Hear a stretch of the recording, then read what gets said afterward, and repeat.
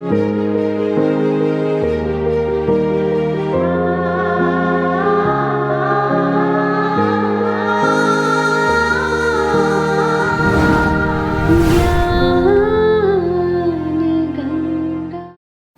1 में आने का आधार तो एक ही है, हर आज्ञा का पालन करना, दिलो जान से करना। ये नहीं किसी के प्रेशर में आकर हम उन नियमों का पालन कर रहे हैं, लेकिन नहीं, बहुत बड़ी दिल से, बहुत खुशी से, उमंग और उत्साह के साथ बाबा के बताए हर नियम का, हर हर गुण का अगर हम पालन करते हैं, बाबा की उस हर विधि को अपनाते हैं, तो यही है, कदम कदम आगे बढ़ते जाएंगे और बाबा की श्रीमत के अनुसार चलते जाएंगे। जब हम बाबा को याद करते हैं तो हम जिस शरीर में बैठे हैं ये तो प्रकृति है, ये प्रकृति हमको सहयोग देती है। जितना बाबा को याद करते हैं ये प्रकृति पावन बनती जाती है, इस प्रकृति का बहुत सहयोग मिलता है। कभी कोई रोग शोक अपने वश में नहीं करता, हमेशा निर्विघ्न रहे, हमेशा स्वस्थ रहे, हमेशा बाबा की श्रीमत के अनुसार चलते रहे, कभी भी विघ्न बाधाएं नहीं आई।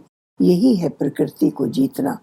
प्रकृति को के अनुसार, प्रकृति के सहयोग से हम जितना बाबा को याद करते हैं उतना ही हम स्वस्थ भी रहते हैं, प्रसन्न भी रहते हैं, निर्विघ्न भी रहते हैं। वर्तमान समय में हमारा निजी पुरुषार्थ यही है कि हमारी अवस्था सदा एक बाबा की याद में मगन रहे, एक की लगन में मगन रहे। सेवाएं बाबा अपने आप कराते रहते हैं। सेवाएं करने के लिए हमको ज़्यादा सोचने की ज़रूरत नहीं पड़ती। किसी न किसी बच्चे को बाबा निमित्त बना देते हैं और सेवा के बड़े बड़े कार्यक्रम आगे सामने आते हैं और होते रहते हैं। लगता है जैसे हम कुछ कर ही नहीं रहे हैं, बाबा ही सब कुछ करा रहा है।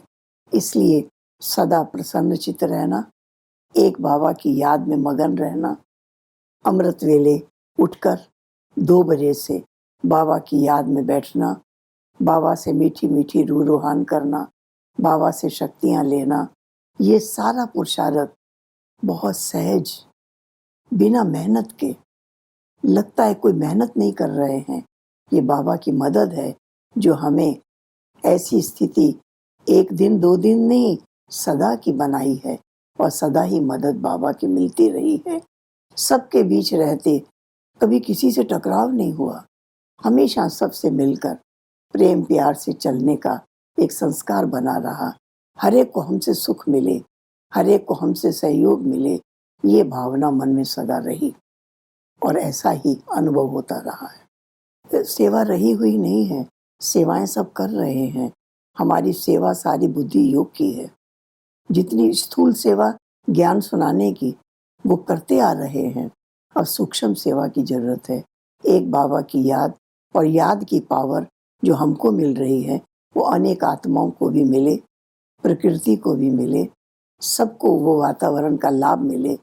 ऐसा सहयोग हमारी स्थिति के द्वारा सब परिस्थितियां उसके अनुकूल रहें, यही हमारा लक्ष्य है और इसी लक्ष्य की अनुभूति बाबा कराते रहते हैं।